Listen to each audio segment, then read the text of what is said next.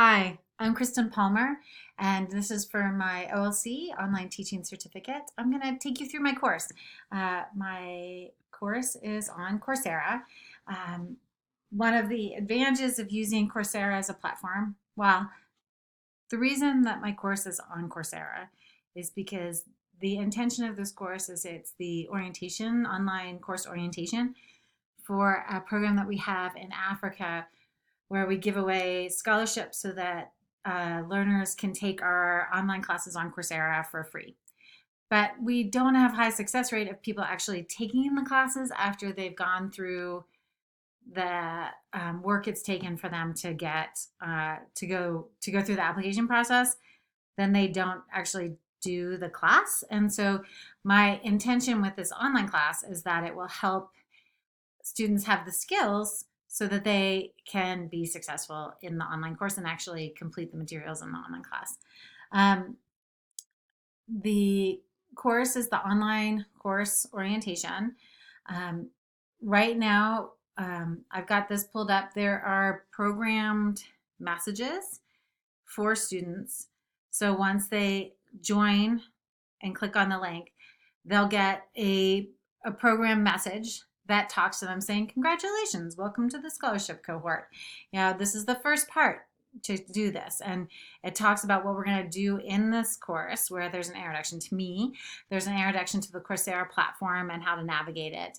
And then there's some tips and tricks on how to learn effectively, and then how to build habits so that they can be more successful in online courses. Our biggest gotcha to date has been people not being able to get into Coursera. Like, they don't understand they have to click on the link to go into Coursera. So this message will go out to them as soon as they've been invited to the course. But it has a whole playlist of the videos on YouTube.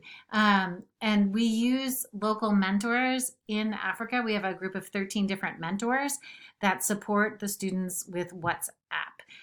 And so on the WhatsApp community, there'll be conversations about how to do things.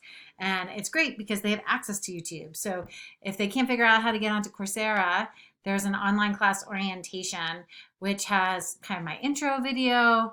It has what we're going to do in the second module, which is creating an account on Coursera. It has the video for how to create an account on Coursera, and everything's captioned.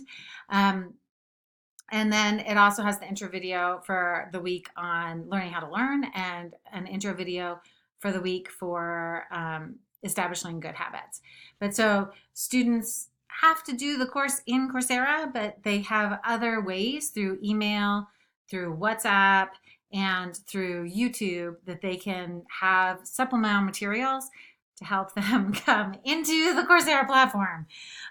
So this is what the student will see when they get onto the platform.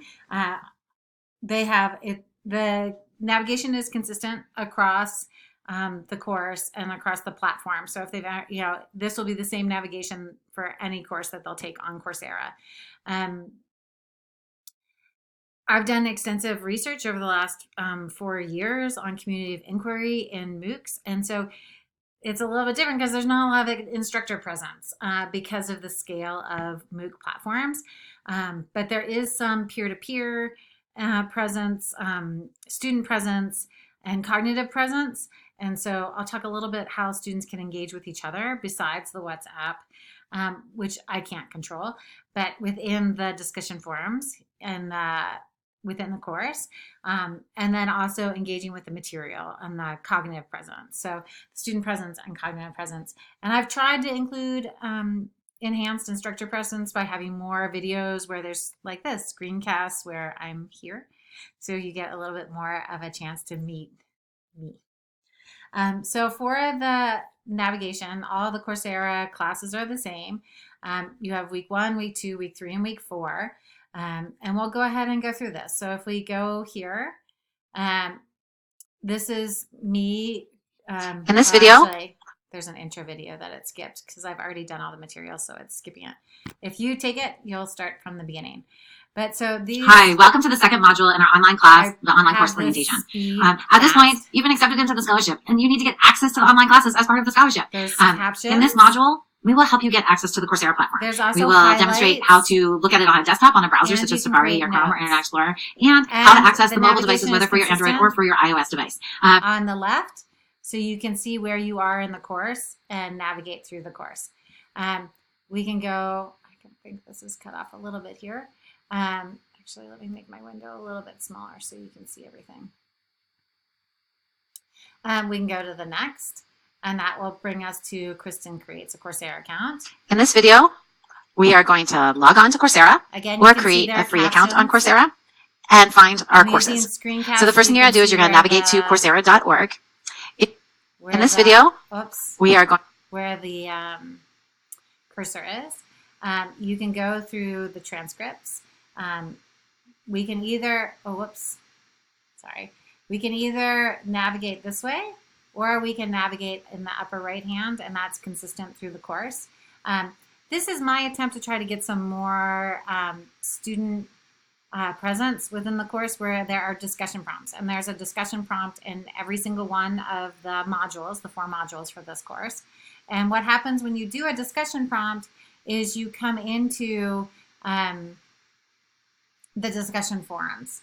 So if you go to the discussion forums, here's the mentor forum. This is where students can start engaging with each other, and you can see that it will already have up here the discussion prompt that's embedded within the sequence of the course materials.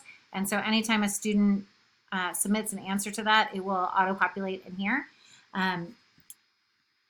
But it also does say in each of those, it gives you a prompt so you know it's optional.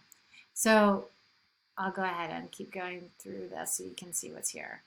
I did a video about me to try to increase my instructor presence, talking about who I am and what my background is. There's a reading that's the main syllabus here. And so in the syllabus, we have a course overview. We have how to contact me, what the turnaround time is that you can plan, that I'll be able to reach out to you. It talks to the required reading. It talks about what the grade is to pass. It has the course checklist of what are the 7 things that you're going to do in this course. And then it has each of the course goals and assignments with links to those, so it can take you directly to those. It has the overview of there are 3 quizzes, and each quiz has 5 questions. You have to have an aggregate course score of 75% or higher to pass. And it has the link for once you do pass, where you'll be able to go to see your certificate of successful completion. It talks to the fact that this is the prerequisite. This is a course that's required for the African Scholarship Cohort in order to be able to take our other online classes like in design thinking and business strategy, coding for managers. It talks a little bit about netiquette, late assignments, plagiarism, ADA with student abilities, and where you can go for help. Because this is for students in Africa, a secondary language that's primary in Africa is French. And so I went ahead and I did my syllabus in French as well, so that students could read the syllabus in French if that's their native language. Then we have a frequently asked questions with links out. I have another, do you need help? And here I talk to, there's Coursera Learner Support if it's about the platform. If it's about the Africa Cohort program itself, that's Siddiqui Tuhore. And if you have general questions about where you need to go, or you've got issues with an accommodation for accessibility, it has to contact me. For each of these, you can mark as complete. You can navigate to the Go Next item or up here, or you can go through in that first, in the main landing page. You can also navigate from here. Week 2, this is me creating an account. This is the discussion prompt. So when I was saying it automatically puts responses into the discussion forums, it does say participation is optional, but super tiny in gray letters. But this is to try to get people on the Coursera website and kind of looking through what the course materials are, because I want to generate curiosity of like, oh, I want to take that class. That will help with intrinsic motivation for completing this class so that they are motivated to be successful in other classes that are of interest. And I figured it would be a good way to get students engaging with one another on the discussion forums of like, oh yeah, I didn't see that Python class, but that looks really interesting. Where is it? Or, oh, hey, I'm also interested in financial accounting. Then we have a reading for, again, anytime you need help, I'm trying to make sure that people know they're not alone, because the nature of a MOOC is you are alone, and it's kind of press play and all the materials are there with not a lot of instructor presence. And so I have woven throughout the entire course how to get help. This was the quiz, and so I can show you what the first quiz is. Did you create a Coursera account? I'll say no. Which did you do from the catalog? Financial accounting. Why did this course interest you? My mom is a CPA. Will you download the mobile application? No, I'm going to use a web browser. Well, yeah, I'm going to do both. We'll see what will happen actually if I do both. I'm not sure what will happen. Do you have any advice for learners setting up their Coursera account that you'd like to share? If so, please let us know. The mobile app is awesome, and you can download all the videos and resources and view offline, which is critical in a continent like Africa, where there is a lot of instability with Wi-Fi access.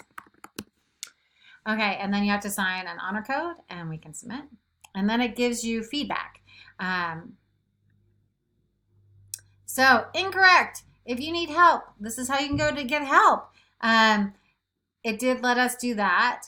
And then all these were correct. So that wasn't a great example of the feedback. We can do it for the cognitive science one. Then there's a bunch of optional content. And so in all of them, I have a consistent look and feel with bold optional on the top. So if anybody's interested in learning more, there's a lot of resources for them to explore. This is about the Android and iPhone and how to download applications. And this is the help article from Coursera on how to get the mobile app for Coursera downloaded. Now we're in module 3. Same thing. Hi, welcome to the third module in our online course orientation. In this module, we're going to talk about how people learn. We're going to use the work of Barbara Oakley and looking at what are some techniques to help you be more effective at learning. And so by the end of this week, you have an understanding of diffuse thinking versus focused thinking, and for avoiding procrastination and understanding chunking, all sorts of good material this week to help you figure out what is the science of how people learn and which of those techniques will work for you. So that gives you an exact. Hi, welcome to the. Whoops, you can change the speed. So for people that are not native English speakers, if the captions aren't enough, they can slow down the video. The reading, this is a TED Talk. When you click on these, it opens in a new window so you don't get lost. That's ads. My apologies. I don't have YouTube Gold or whatever it is. Then we have, I did summary slides for what the... Hi, everyone. This is Dr. Kristen Palmer, and I'm going to run through the slide set that summarizes Barb Oakley's work on learning how to learn. This is a fantastic course on Coursera. I highly recommend taking it. I'm going to include the link to this course in our course materials. I can't recommend it highly enough. And then we have another discussion prompt. And again, that will auto-populate in the discussion forums. There's some printouts on best practices for learning how to learn. There's another printout for learning how to learn. This one will give better feedback. So let's go through this. So what are the different modes of thinking identified in that article? I'll tell you what, I'll put vigilant and random because those are not correct. Which of the following is an example of rereading the materials, also not correct.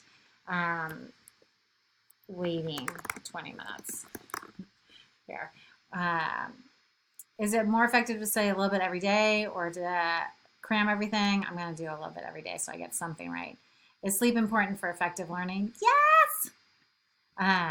And then if we submit it, you'll get feedback. So this is not a mode of the, and it gives you a link to where you need to go to learn what the correct answer is. And then it gives you specific, rereading materials is not an example. It gives you a, hey, this is what it is, just in case you wrote something different. And then we'll keep learning. Goes to the next item. Here we have optional again, so you can see bold, optional again. And then we're in the week 4 introduction video. Are you ready for the 4th and final module? Yes, you are ready. In this module, we are going to look at the work of James Clear and his work about atomic habits. And what he's doing is... And I specifically put my kids in the background to try to add more instructor presence of who I am. Whether that works or not, I'm not sure. We'll find out. This is a video summary of instructive presence. This is how to identify how identity is part of here, let me pause. Little bleep there with kid going in the background. I'm not going to try to edit that out. Again, here's another discussion prompt. I actually updated this discussion prompt, but it hasn't updated it yet on the back end. I'm not quite sure why. I put an example, and if I look under the teach course, I changed the discussion prompt. Sorry for navigating through this. You don't need to know how to do this, but I changed my discussion prompt to have an example from my life to try to increase the instructor presence again. So I put, how is identity a part of creating or quitting behaviors and habits? Do you have an example where you were able to start or quit a habit just because it wasn't you? If so, please describe that example here. And then I put in an example for me. For me, I smoked cigarettes during college, but I also bicycled across countries. I got to a point where I easily quit smoking because it just didn't fit with my identity. I was someone who was athletic and fit, and I went on adventures bicycling across countries. I was not a smoker. The behaviors not aligning with my identity made it easy to quit smoking. And so I gave an example, but I also made it about me. So I'm helping with cognitive and kind of helping people scaffold the ideas that are in the course, but also trying to increase my participation in the course. But it hasn't updated on the front end yet. I'm not quite sure why. That may be a bug with Coursera. There's a book summary from the Atomic Habits. Again, all of these are going to launch in another window, and I've tried to make sure that I have made sure that all of them are accessible for people in Africa. So if I was trying to do this in China, I would not be putting everything on YouTube. But again, they open a separate window. You're going to see the ad probably. Everyone who comes. Sorry. But it's just videos that are launching in separate windows. I just don't have YouTube Gold, so I get the ads before it. But it's a book summary for what we're talking about. And then we have a quiz. I'm not going to try again. And then I have optional readings. So we have again, it's the same bold optional in case people are interested and they want to be curious and learn about more. And then I created the course, so I'll be able to see my accomplishment that I finished this course. You can have I guess I should go through each of the navigation on the left here. Your grades, no, come back. You've got your notes, your discussion forums. Oh, wow, my computer is totally frozen right now. It's so grumpy. Hello. Discussion forums, we already talked about. You can see your grades if my computer wants to reload.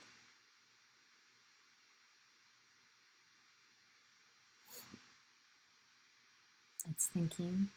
I can't control this. This is on the Coursera side. I'm not sure what's up with that. They must be doing an update. But so this is my course. I've tried to make it consistent with the navigation. I've tried to show community of inquiry where there's a lot of materials that they can engage with and different modalities of materials, so they can read slides, they can watch videos, and there are different presenters to have some variety. Everything's captioned, and you're able to control the speeds if you want to speed it up or slow it down. I also have a lot of links for support, trying to make sure that the learners feel supported through their experience so they know where to go if they want to get help. And then there are different ways of doing that. They can do it on WhatsApp. They can do it get through watching the YouTube channel, or they can do it within the discussion forums inside the course. I also have 3 different assessments where people are taking quizzes, and I think I've used technology appropriately. My audience is mostly going to be on their mobile device, and so that is why I focused on having the mobile app download. That very first, it's in the second module, but when we're first talking about Coursera, because most of the participants will be looking at most of the course content on their mobile device. So that's how I've addressed the 5 areas from our online teaching certificate program foundations course and for my final presentation. Thank you.